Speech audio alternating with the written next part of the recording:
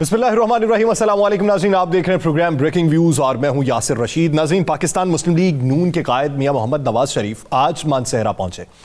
एक जलसा इससे पहले हाफिजाबाद में जिससे उन्होंने खिताब किया था, उससे पहले जो जलसा था वो उनकी आमद के वक्त का था। उसके बाद उन्होंने सकूत तारी किया, हाफिजाबाद में वो सकूत तोड़ा, लेकिन कुछ लम्हे के लिए तोड़ा। फिर उसके बाद किसी जलसे के अलसे के अंदर मियां नवाज शरीफ साहब मौजूद नहीं थे और आज मानसहरा में पहुंचे हैं मरियम नवाज के हमरा। मानसहरा से वो खुद इलेक्शन लड़ रहे हैं। नवाज शरीफ साहब एक हल्का मानसहरा का और एक हल्का लाहौर का, जहां से इलेक्शन लड़ रहे हैं, तो आज अपने हल्के में वो पहुंचे हैं और उन्होंने आज बात एक ये की है कि मैं वजीर आजम बनने के लिए नहीं आया, मैं इलेक्शन लड़ने के लिए आया हूं। अब इससे वो बात याद आती है कि इब्तदाई तौर पे तमाम लीगी रहनुमा ये क्लेम करते थे कि हमारे अगले वजीर आजम के उम्मीदवार मियां नवाज शरीफ साहब होंगे, लेकिन फिर उसके कुछ अरसे बाद मंशूर कमेटी के सरबराह इरफान सिद्दीकी से मंसूब एक बयान गर्दिश करता रहा। वो ये था कि अगले वजीर आजम के उम्मीदवार ताहाल नवाज शरीफ साहब नहीं है। और आज नवाज शरीफ साहब ने जो ये कह दिया कि मैं वजीर आजम बनने नहीं आया, मैं इलेक्शन लड़ने आया हूं, तो क्या पाकिस्तान मुस्लिम लीग नून वजीर आजम के लिए कोई और उम्मीदवार देख रही है? फिर दूसरी बात यह कि दो जलसे हुए हैं, एक हाफिजाबाद और एक आज मानसहरा का। दोनों जलसों में नवाज शरीफ साहब के खिताब के बाद मरियम नवाज साहिबा ने खिताब किया। अमूमी तौर पे होता यह है कि बड़ा लीडर जिसने किसी बड़े मनसब के ऊपर फाइज होना हो, वो उस जलसे के इख्तिताम पर अपना खिताब रखता है। उससे पहले तमाम जो सेकंड टियर लीडरशिप है वो खिताब कर चुकी होती है। अब इससे क्या मैसेज दिया जा रहा है? दूसरी सतह पे पाकिस्तान पीपल्स पार्टी के चेयरमैन बिलावल भुट्टो जरदारी साहब, उन्होंने कल ये बात की है कि पाकिस्तान तहरीक इंसाफ जो है ये पाकिस्तान मुस्लिम लीग नून के इंतकाम का सामना कर रही है और ये इंतकाम पाकिस्तान पीपल्स पार्टी ने भी भुगत रखा है।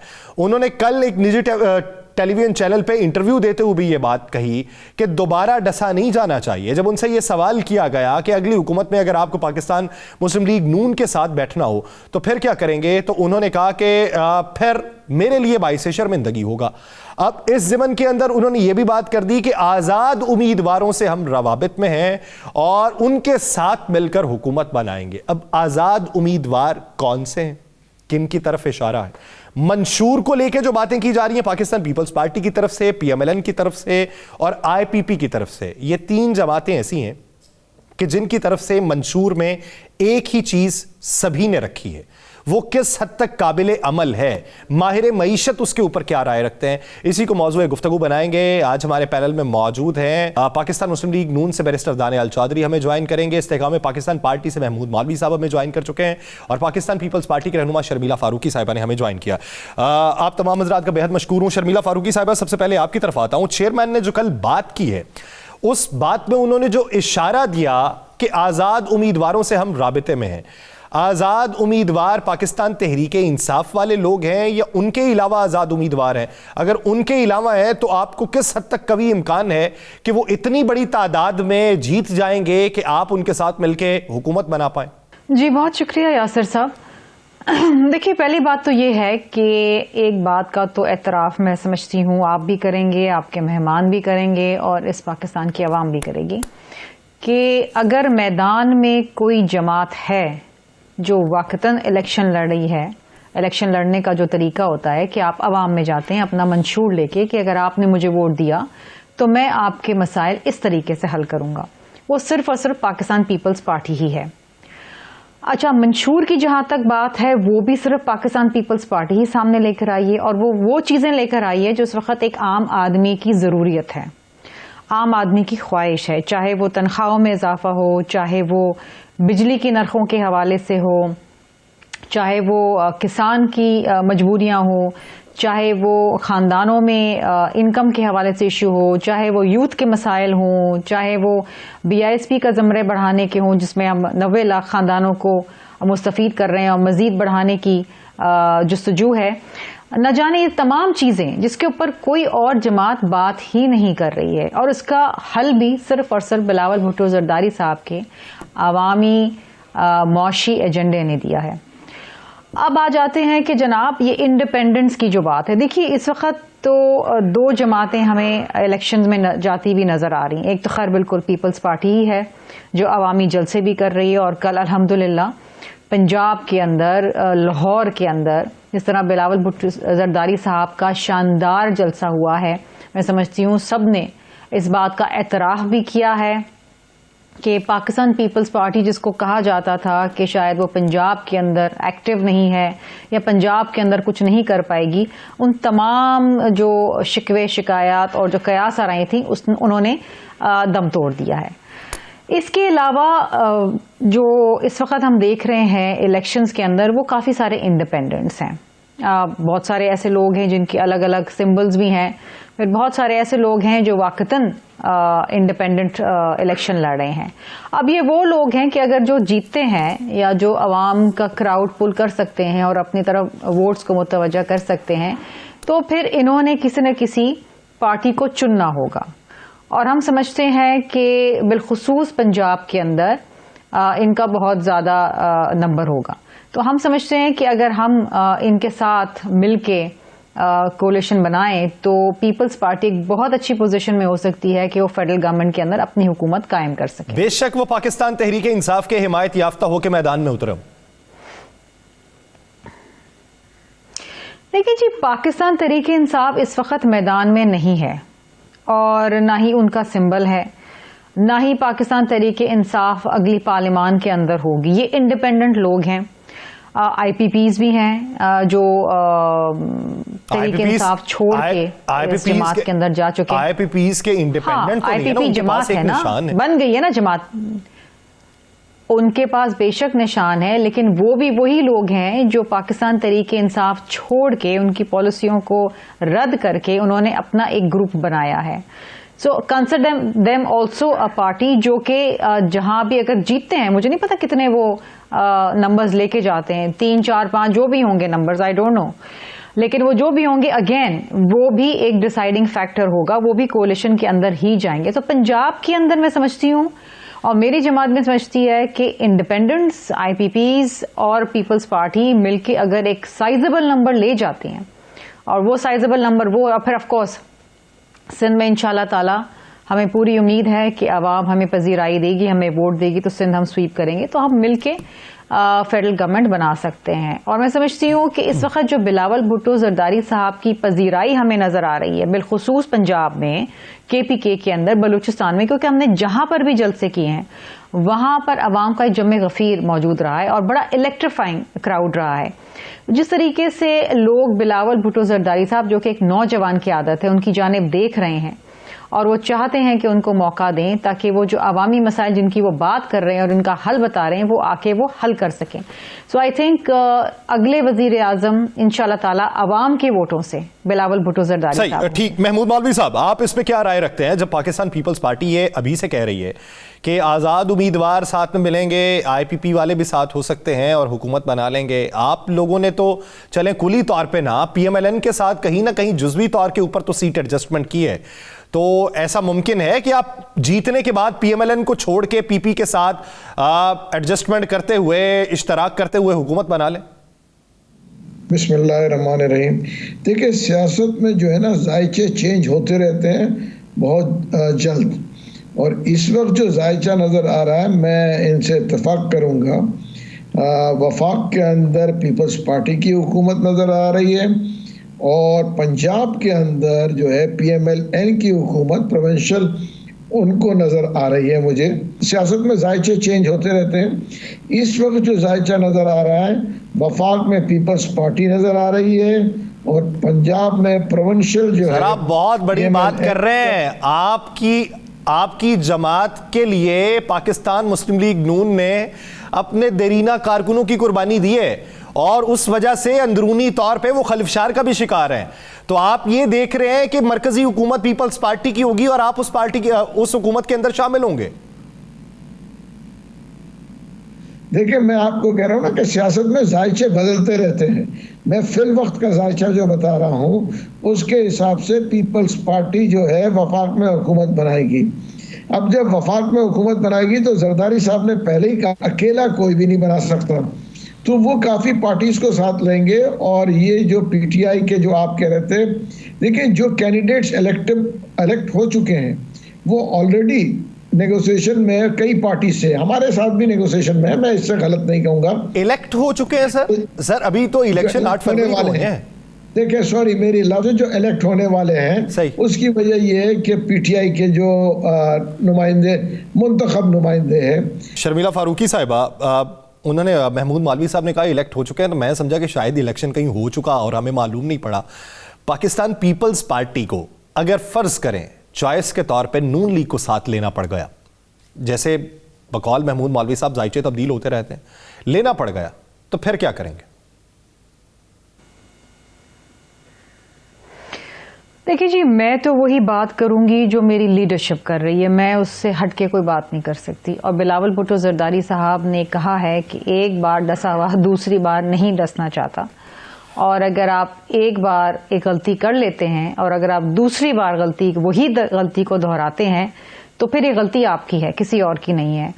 सो पीएमएलएन के साथ हमने एक दफा कोalition गवर्नमेंट बनाई और हम बड़े मायूस हुए, कौम भी बड़ी मायूस हुई। वैसे तो मिसाक के मामले के ऊपर तो बार बार डसे गए ना। देखिए, मैं आपको एक बात बताऊं यासिर साहब, पीपल्स पार्टी और पीएमएलएन का एक बड़ा तल्ख पास्ट है। We have a very acrimonious past, लेकिन उसको भुला के अपनी तकलीफ को एक तरफ रखे शहीद मोहतरमा बेनज़ीर भुट्टो साहब ने एक बहुत बड़े जज्बे का मुजाहरा करते हुए उनके साथ मिसाक जमहूरियत की, और वो मिसाक जमहूरियत के ही नतीजे में मियाँ साहब जो है तीसरी बार वजीर आज़म बन सके, वरना इस पे तो एक बार आ गया था। पीपल्स पार्टी ने गो के शहीद मोहतरमा बेनज़ीर भुट्टो साहबा शहीद हो चुकी थी, लेकिन पीपल्स पार्टी ने अपने वादे पूरे किए मिसाक जमहूरियत के तहत। अगर कहीं पर किसी ने इनहराफ किया और पीछे हट गई तो वो पीएमएलएन थी। इसमें बहुत सारी चीज़ें हमने करनी थी, ट्रूथ एंड रिकन्सिलिएशन कमीशन बनाना था और बहुत सारी चीज़ें थी। लेकिन इस वक्त भी बिलावल भुट्टो जरदारी साहब जो बात करते हैं और वो ये कहते हैं कि 70 साला वो सीधा सियासत को दफन कर दो और एक नई सोच के तहत नई सोच को चुनो, और वो ये नई सोच है कि the larger interest of Pakistan आपने सबके साथ मिलकर चलना है। ये तलखियाँ एक दूसरे के ऊपर सियासी मुकदमात बनाना, एक दूसरे को जेलों में डालना, एक दूसरे के साथ तल्ख क़यामी करना, इसको ख़त्म करते हैं। ये किसी के भी फ़ायदे में नहीं है, इससे आवाम का तो हरगिज़ फ़ायदा नहीं होता। आवाम पिसती रहती है और पिसती ही चली जाती है, और ये उसी बात का तसलसल है जो आसिफ अली जरदारी साहब मफाहमत की सियासत करते थे और उनको कहा जाता है कि वो मफाहमत के बादशाह हैं। तो देखिए, हमारी लड़ाई किसी से नहीं है, हमने इलेक्शन लड़ना है। हमने ना पीएमएलएन से लड़ना है ना हमने किसी और जमात से लड़ना है।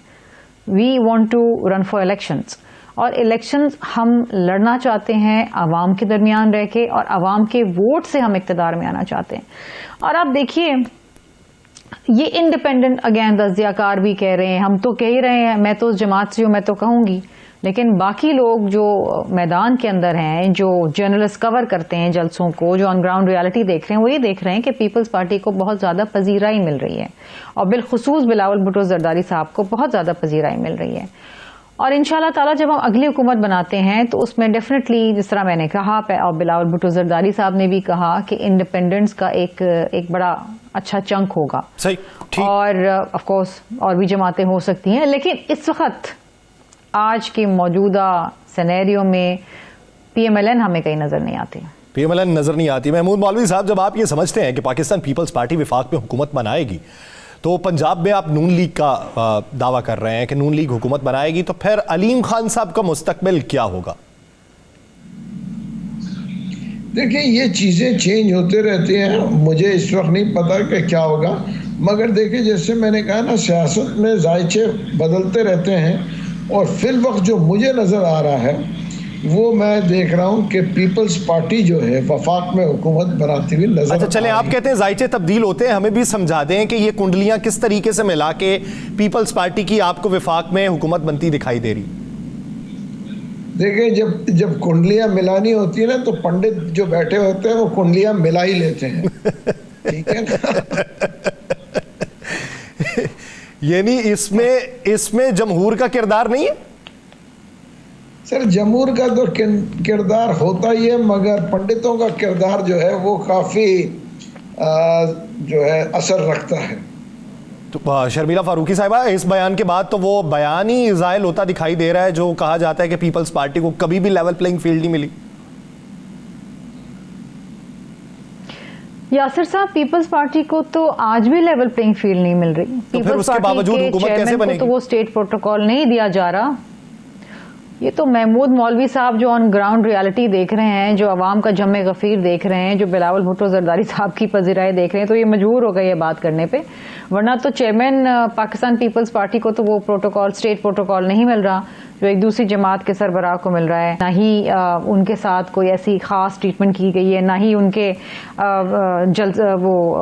जो इजलास हैं वो गवर्नर हाउस के अंदर हो रहे हैं, ना ही जहाँ जहाँ हमारे जलसे हो रहे हैं वहाँ पर लोकल एडमिनिस्ट्रेशन छुट्टी दे रही है और जलसों में सपोर्ट कर रही है। हमारे साथ तो नहीं, और हम तो अपनी स्ट्रेंथ पे इलेक्शन लड़े। हमने तो पंजाब में भी जाके किसी के साथ कोई सीट एडजस्टमेंट नहीं की है।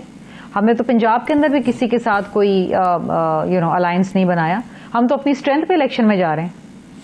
जो अलायंसेस बना रहे हैं, जो ये क्लेम करते हैं कि हम 125 सीटें ले जाएंगे, वो मुझे नहीं पता कि उनका मंशूर कहाँ है, वो क्या आवाम के अंदर क्या पैगाम लेके जा रहे हैं और क्या वो बता रहे हैं आवाम को कि जी आपके ये मसाइल हैं और उसका ये हल है। There is no talk about the manifesto.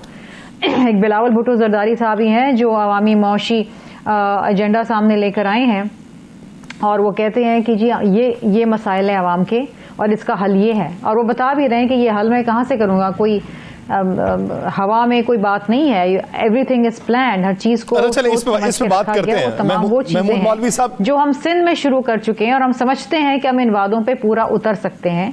बहुत से लोग पूछते हैं कि जी इनकी फंडिंग आप कहाँ से करेंगे, तो वो भी हमने बताया है कि ये तमाम चीजें करने के लिए जो फाइनेंशियल हमें हेल्प चाहिए वो कहाँ से मिलेगी। अच्छा चले इस पे बात करते हैं शर्मिला साहिबा, इस पे मजीद बात करेंगे, लेकिन उस पे उन उमूर पे भी बात करेंगे जो इस वक्त माहिर मईशत राय रखते हैं। महमूद मौलवी साहब, जब आप ये समझते हैं कि वफाक में पीपल्स पार्टी की हुकूमत और IPP उसका हिस्सा होगी, तो क्या पंजाब में बनने वाली हुकूमत में भी नून लीग के साथ शराकतदारी होगी? देखिए, हो सकती है। उसकी वजह ये देखें, जिस हालात में मुल्क को इस वक्त निकालना है हम सब ने, तो उसमें तो देखें ये सब मिलकर ही हुकूमतें बनाएंगे और मुल्क को इस बहरान से निकालेंगे। जैसे मैंने कहा ना, PTI के लोग भी जो इलेक्ट होके आएंगे वो भी जो है वो मुल्क के मफाद में इस अभी से ही वो तैयारियां कर रहे हैं कि जो है किस पार्टी में शामिल हों और कैसे मुल्क के जो है हिमायत करें हुकूमत के, ताकि वो मुल्क को इस बहरान से निकाल लें। उसकी वजह ये है कि वो चाहते हैं कि देखें मुल्क तरक्की करेंगे तो उनके हलकों के अंदर भी काम होगा, उनको भी लोगों को जवाबदेह होना है ना। देखिए, जो भी इलेक्शन जीत के आता है उसको लोगों को जवाबदेह होना होता है। अच्छा, आप समझते हैं कि वो जो जीत के आएंगे वो PTI में नहीं जाएंगे, दूसरी पार्टीज में जाएंगे? जी देखें, वो PTI में नहीं जाएंगे क्योंकि वो इंडिपेंडेंट आए हुए हैं। वो देखेंगे जहाँ हुकूमत बनेगी तो वहाँ जाएंगे ना। आप ये मुझे बताएं ना कि कोई जाके वो क्यों चांस लेगा कि मालूम पड़ेगा जी किसी ने वहाँ से इंस्ट्रक्शन दे दिए कि जी आप इस्तीफ़ा दे दें, वो फिर इस्तीफ़ा दे दें और अपने आप को मुश्किल में डाले। तो वो तो हुकूमत में रहना चाहेंगे, मुल्क की खिदमत करना चाहेंगे, तो इसलिए वो जो है वो दूसरी पार्टीज में जाएंगे। और उसमें यानी आप ये भी समझते हैं कि अभी जो उनको वोट पड़ेंगे वो शख्सियाती तौर पे नहीं पड़ेंगे, नजरियाती तौर पे नहीं पड़ेंगे, शख्सियाती तौर पे पड़ेंगे? देखिए, नजरियाती भी पड़ेंगे, शख्सियाती भी पड़ेंगे, मगर वो फिर जब उनको फैसला करना होगा कि वो जो है मुल्क की उनको खिदमत करनी है और आवाम की खिदमत करनी है या जो है किसी इंडिविजुअल की करनी है, उस वक्त फिर वो फैसला करेंगे। अपने ज़मीर का फैसला उनका होगा कि जी मुल्क की खिदमत और आवाम की खिदमत प्रायोरिटी आती है बनिस्बत किसी इंडिविजुअल की खिदमत करना। तो उसको मद्देनज़र रखते हुए वो शमूलियत करेंगे दूसरी पार्टीज में, दूसरी पार्टीज में जो पार्टीज डिलीवर कर पाएं। एक ब्रेक लेते हैं, ब्रेक के बाद वापस आएंगे, इन्हीं उमूर के ऊपर मजीद गुफ्तगू की जाएगी। नाज़रीन कहीं नहीं जाएगा, स्टे विद अस।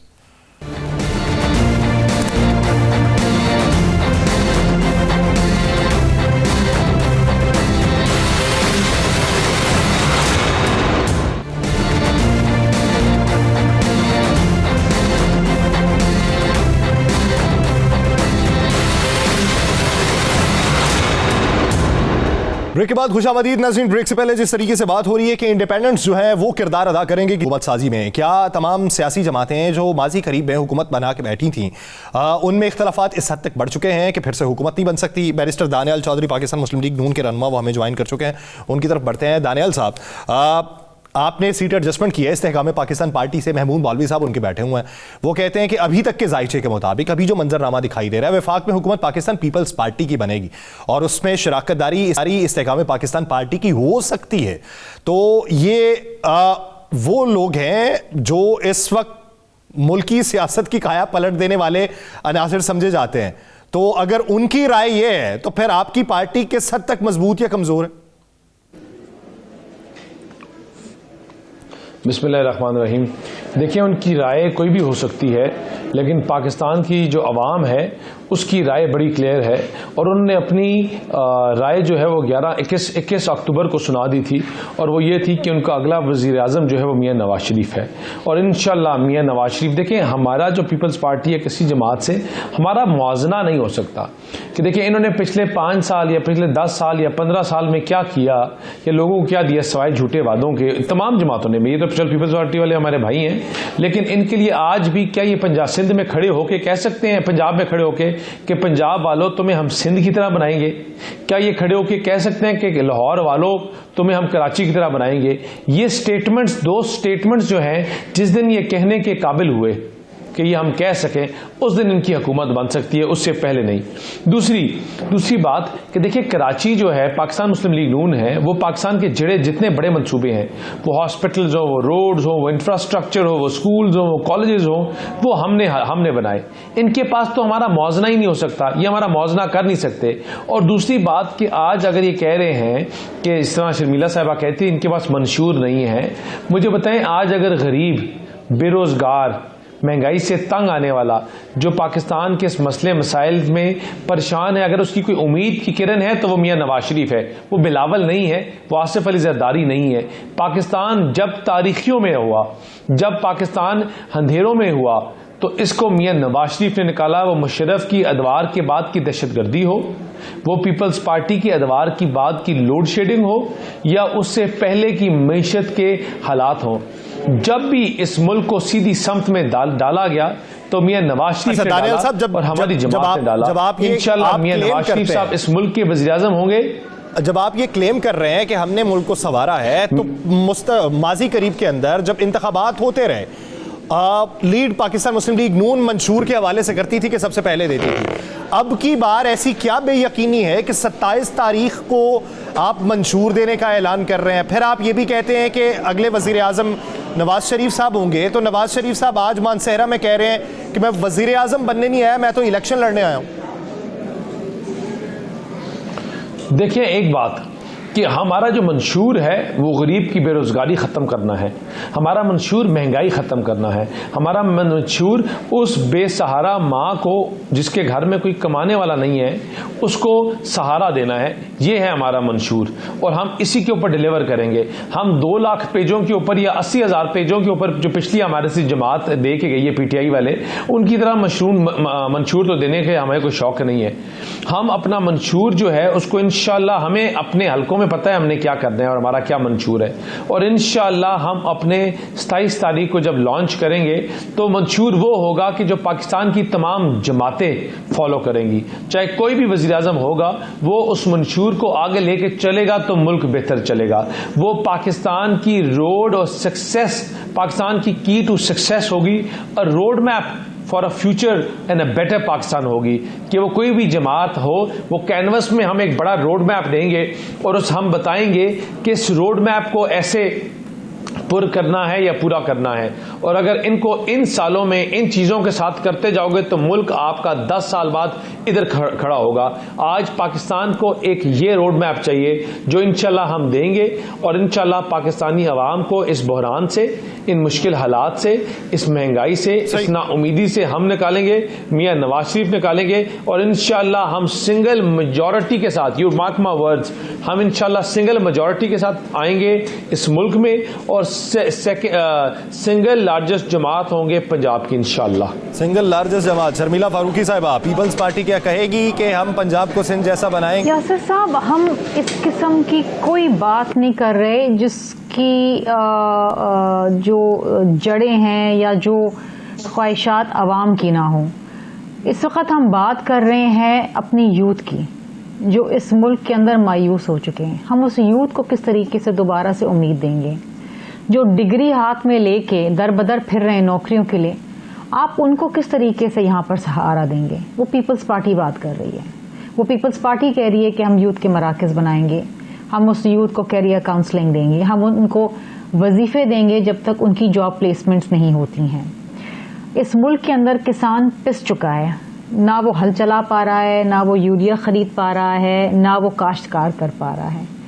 हमने वो बात की है कि हम किस तरीके से उनको किसान कार्ड देंगे, हम किस तरीके से जो सब्सिडीज़ बड़ी बड़ी फर्टिलाइज़र कंपनीज़ को मिलती हैं उसको रीडायरेक्ट करके हम गरीब किसानों को देंगे ताकि वो अपनी काश्त कर सकें।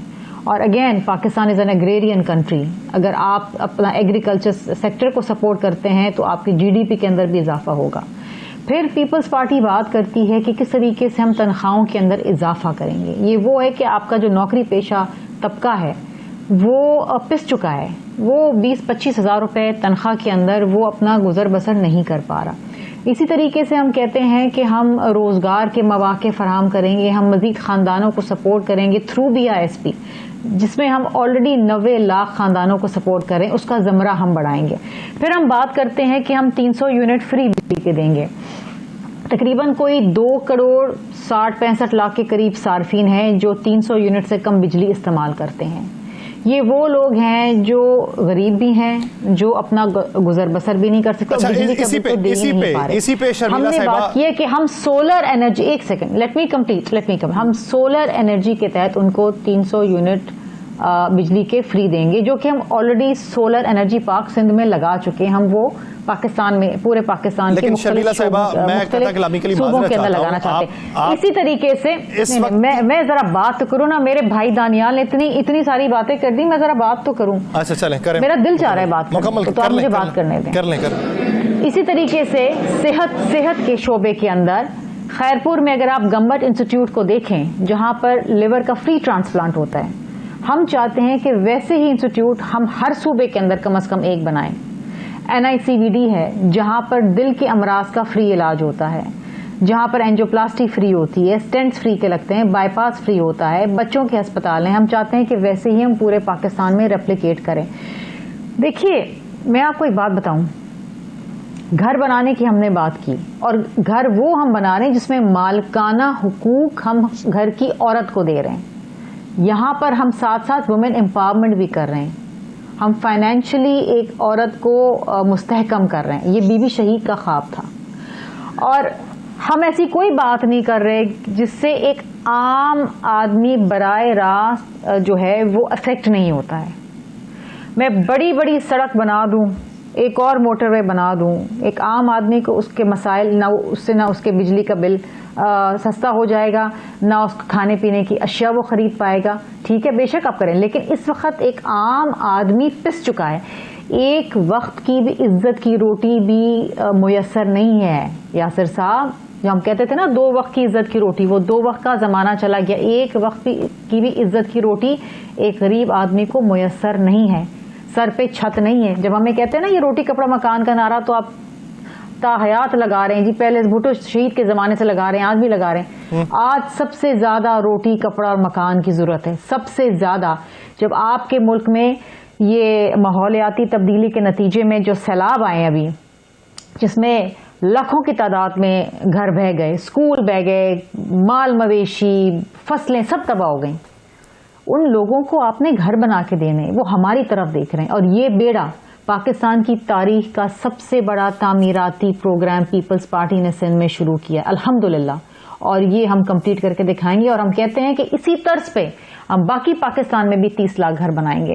हमने ऐसा कोई वादा नहीं किया यासिर साहब जो हम सिंध में हमने शुरू नहीं किया और पूरा नहीं किया जो हम बाकी हम कोई हवा में बात नहीं कर रहे कि जी हम ये कर देंगे, वो कर देंगे, फला कर देंगे, जो हमें पता ही नहीं हमने करना कैसे। हम तमाम वो चीजें कर रहे हैं जो हम सिंध में कर चुके हैं हम बाकी पाकिस्तान में भी करना चाहते हैं। और देखिए हमारे लिए बड़े काबिल एहतराम है, चाहे वो बड़े मियाँ साहब हों चाहे वो छोटे मियाँ साहब हों, हमारे लिए सब लोग काबिल एहतराम है। हमें लड़ना ही नहीं है किसी से। बिलावल भुट्टो जरदारी साहब तो ये कहते हैं जनाब वो सियासत ही खत्म कर दो, वो छोड़ दो, और अगर नहीं छोड़ पाते तो फिर घर बैठ जाओ, नई क़यादत को मौका दो।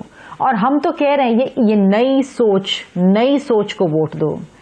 ये एक जो थॉट प्रोसेस है, आपको याद होगा कि जब स्वात का ऑपरेशन होने जा रहा था, सदर जरदारी साहब सदर मुमलिकत थे, हमने कंसेंसस पॉलिटिक्स की, हमने पूरी पार्लियामान को एतबार में लिया, पूरी कौम की दुआएं पाक अफवाज के साथ थी और वो कामयाब ऑपरेशन हुआ। हमने ये डिवीजन की सियासत नहीं करनी, लड़ाई की सियासत नहीं करनी, एक दूसरों को जेलों में डाल के खुश हो रहे हैं, सियासी मुकदमात बना के खुश हो रहे हैं, जेल में डाल रहे हैं। ये सियासत हम देख चुके हैं, भुगत चुके हैं। ठीक, महमूद मौलवी साहब, जिस तरीके से वो 300 यूनिट्स वाली बात हो रही है, ये तीनों जमातें हैं, पाकिस्तान मुस्लिम लीग नून, IPP, पीपल्स पार्टी, 300 यूनिट के ऊपर मुत्तफिक हैं। माहिर मईशत मौजूदा सूरत हाल के अंदर ये राय रखते हैं कि 300 यूनिट बिजली मुफ्त फराहम करना ये मौजूदा सेटअप के अंदर काबिल अमल नहीं है फॉर्मूला। IMF की डिमांड के ऊपर आपको जाना पड़ेगा। हाँ, आप इतने बड़े पैमाने के ऊपर सोलर एनर्जी से बिजली नहीं बना सकते, आपको पन बिजली की तरफ जाना पड़ेगा, जिसके नतीजे में आप टैक्सेस में कमी कर सकते हैं। तो ये काबिल अमल फॉर्मूला किस तरीके से होगा? देखिए, मैं ये बताऊं, ये काबिल जो है फार्मूला काबिल है। उसकी वजह ये है, देखें हमने भी इस पे वर्किंग की है, पीपल्स पार्टी ने भी की है।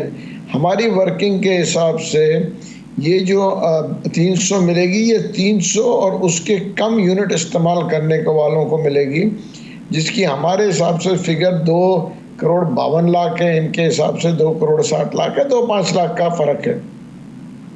देखिए, इनके जो अमाउंट बनता है और लाइन लॉसेस बनती हैं, आज भी आप ये देखें, कोई भी माशतदान बैठ जाए, लाइन लॉसेस की कॉस्ट इससे बहुत ज़्यादा है। लाइन लॉसेस को अगर आप रोक लेते हैं और इन लोगों को फ्री दे देते हैं तो ये बिल्कुल वर्केबल प्रोजेक्ट है। देखिए, लाइन लॉसेस रोकना रिट ऑफ द गवर्नमेंट का एस्टेब्लिश्ड है, चाहे कोई भी गवर्नमेंट आएगी वो अपना रिट कायम करेगी और ये लाइन लॉसेस रोकेगी। जिस गली में आप 300 यूनिट वाले को देंगे तो वो खुद भी मेक श्योर करेगा कि उसका पड़ोसी चोरी ना करे। उसकी वजह देखें ना, ये उन लोगों को दिया जा रहा है जो कि ज़रूरतमंद है, ये उन लोगों को नहीं दिया जा रहा है जो कि चोरी करके एसीज लगा रहे हैं। तो ये बड़ा वर्केबल प्रोजेक्ट है। कोई भी मईशतदान बैठ जाए, लाइन लॉसेस की कॉस्ट निकाल ले और ये 300 यूनिट जो है इनकी कॉस्ट निकाल ले। लेकिन महमूद मौलवी साहब, हमारे यहाँ तो नो गो एरियाज भी बहुत से बने हुए हैं जहाँ पे कनेक्शंस लगे हुए हैं, लेकिन आज तक नहीं काटे जा सके, कोई भी हुकूमत नहीं काट सकी, और हुकूमत के अपने अफराद फिर मशवरे और सिफारिशों पे उतर आते हैं। देखिए, इसीलिए मैंने कहा ना, जहाँ 300 यूनिट हुकूमतें देंगी, चाहे कोई भी हुकूमत हो, वो मेक श्योर करेगी कि देखें फिर चोरी चकारी रुक जाएगी ना। देखिए, अगर एक चीज़ आप दे रहे हैं आवाम को फ्री में, तो मेरे ख्याल से चाहे वो पीपल्स पार्टी हो, चाहे वो PMLN हो, चाहे कोई भी हुकूमत हो, चाहे IPP की हुकूमत हो, मैं आपको बता दूं वो मेक श्योर करेंगे। पीपल्स पार्टी भी ये मेक श्योर करेगी कि अगर वो 300 यूनिट देंगे, वो ये नहीं कहेंगे कि जी आप लोग पड़ोसी चोरी करता रहे और वो खामोश रहेंगे। ये मैं आपको बता दूं, ये जो है इस वक्त जो पॉलिटिकल पार्टीज है, ये मिलके एक दूसरे का साथ देंगे। जो चीज़ प्राइवेटाइज करना है उसको प्राइवेटाइज करना होगा। ये नहीं करेंगे कि हम जो है आप प्राइवेटाइज पे आए हुए हैं, और दूसरा आप ये भी कहते हैं कि पाकिस्तान पीपल्स पार्टी के साथ आप इत्तेहाद करके हुकूमत भी बना लेंगे। तो पाकिस्तान पीपल्स पार्टी तो प्राइवेटाइजेशन की हामी नहीं है, वो तो कहती है कि जितने भी सरकारी इदारे हैं उनको चलाना चाहिए और उनको चला के दिखाएंगे। देखें, ये मैं आपको बताऊं, कुछ स्लोगन जो होते हैं ना, वो पॉलिटिकल पार्टीज को इलेक्शन से पहले देना पड़ता है, मगर जब रियलिटी को देखेंगे कि अगर अरबों खरबों रुपया नुकसान हो रहा है और एक प्रोजेक्ट ऑब्सलीट हो चुका है, ठीक है ना। देखिए, नई टेक्नोलॉजी आ चुकी है। आज रशियन टेक्नोलॉजी की कॉस्ट बहुत हैवी है, चाइनीज़ जो है टेक्नोलॉजी की कॉस्ट बहुत कम है और उसकी जो है प्रोडक्शन बहुत ज़्यादा है। तो ये कहीं ज़रूरी किसी डॉक्टर ने नहीं कहा है कि जी आप उसी यूनिट को चलाएं जिसकी कॉस्ट भी ज़्यादा हो और जिसकी प्रोडक्शन भी कम हो। तो पीपल्स पार्टी भी समझदार लोग हैं, वो भी जाएंगे नई यूनिट्स के ऊपर और इन पुराने यूनिट्स को ख़त्म करेंगे। देखें, ये ज़िद बराए ज़िद नहीं होगी, ये ज़िद जो है तनकीद बराए इस्लाह होगी। और ये जो है सबको मुल्क से हमदर्दी है। मैं उनमें से नहीं हूँ जो कहूँगा कि इस पार्टी को मुल्क से हमदर्दी नहीं है, ये चोर है, ये दुश्मन है।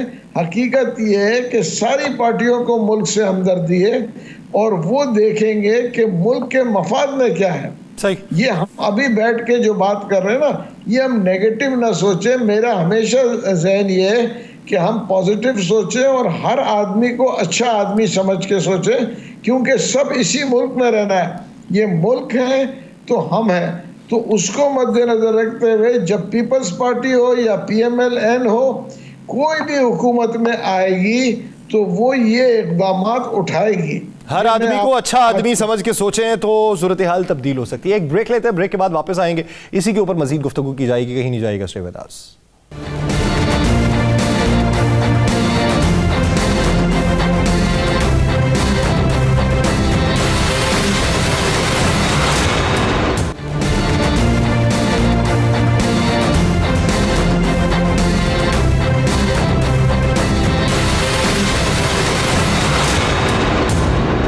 ब्रेक के बाद खुशामदीद नाज़रीन। ब्रेक से पहले जिस तरीके से महमूद मौलवी साहब ये कह रहे थे कि शख्स को अच्छा समझ के आप देखें तो कहीं ना कहीं पे कुछ बेहतरी का इम्कान पैदा हो सकता है। शर्मिला फारूकी साहिबा ने भी कहा कि हमारा मुकाबला जो है पाकिस्तान मुस्लिम लीग नून से नहीं है, हमारा मुकाबला महंगाई से है, अवाम की जदोजहद के लिए है। तो बैरिस्टर दानियाल चौधरी साहब जिस तरीके से उन्होंने अपना मंशूर दिया है और मंशूर के एक एक हिस्से का तज़किरा किया है कि किस तरीके से हमने इसका इंतखाब किया और इसकी एग्जीक्यूशन किस तरीके से होगी, पाकिस्तान मुस्लिम लीग नून उसको डिनाई किस तरीके से करेगी, क्योंकि बकौल बिलावल भुट्टो उनका वजीर ख़जाना जो है वो इसहाक डार के अलावा कोई भी होगा। देखिए जी, इनका जो मुकाबला है वो गुर्बत के साथ है ही है, लेकिन सबसे ज़्यादा जो इनका मुकाबला है मेरी बहन की जमात का, वो सिंध की महरूमियों के साथ है, उन वादों के साथ है कि इनके लिए सिंध जो है वो 1 अस्पताल या 2 अस्पताल हैं और 4 रोडें हैं।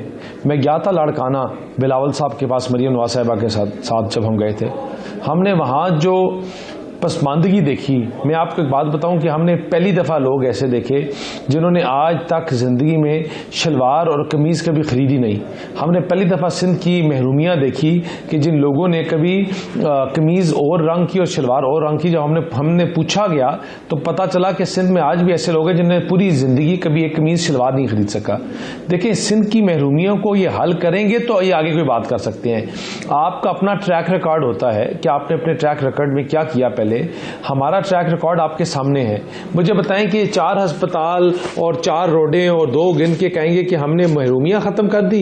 यहाँ के आज भी थर में गंदा पानी पीने से बच्चे नहीं मरते, पेट की अफवाह से बच्चे नहीं मरते।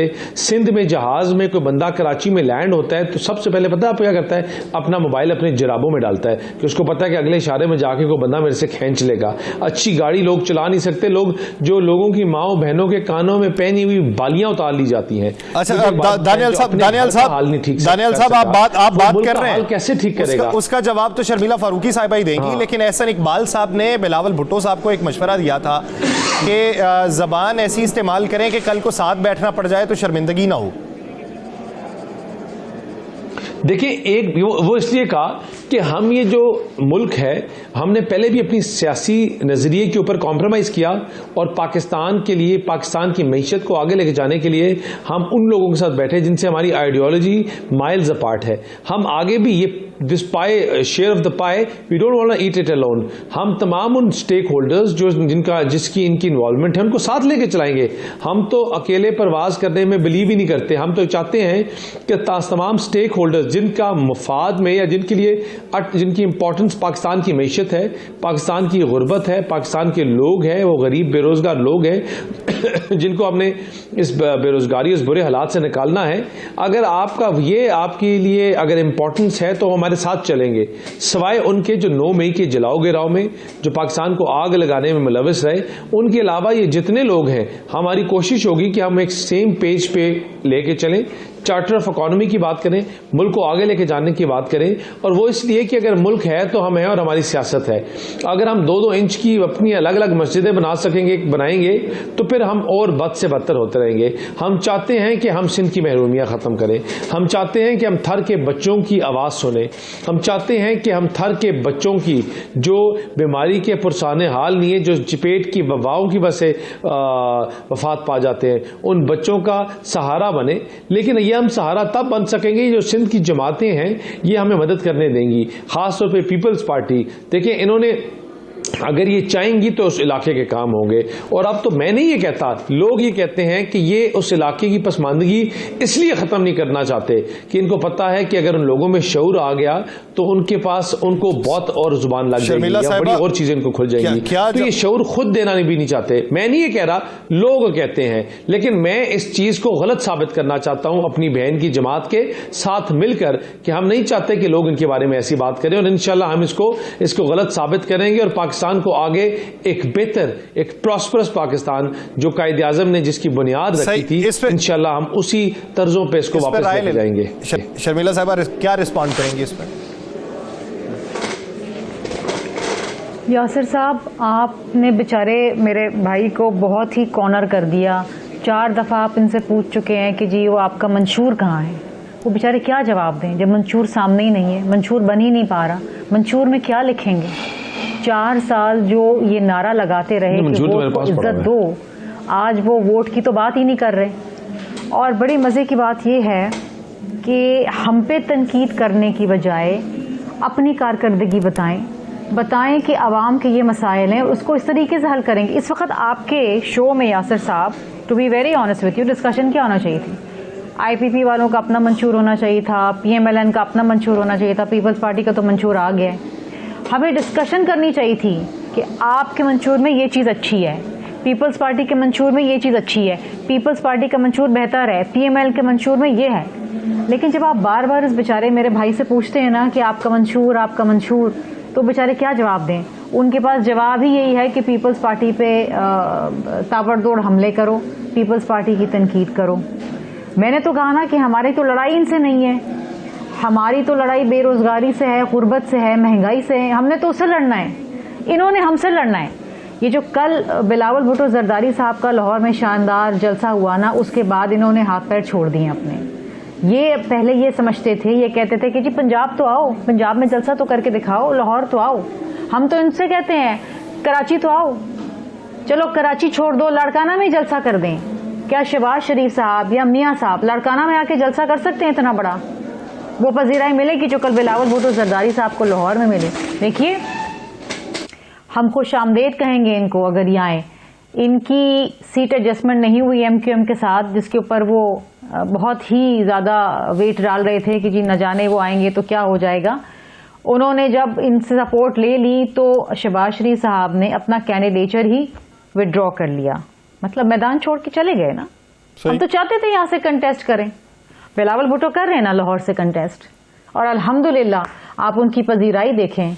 आप वहाँ पर कल जो आप देखते दैट इलेक्ट्रीफाइंग क्राउड, आप देखते वो जोश और वलवला, कितने खुश थे। उससे एक दिन पहले जो रैली निकली है लाहौर के अंदर बिलावल भुट्टो जरदारी साहब की आमद के हवाले से, वो आप देखें, इन्होंने भी देखी है। But I wish them well.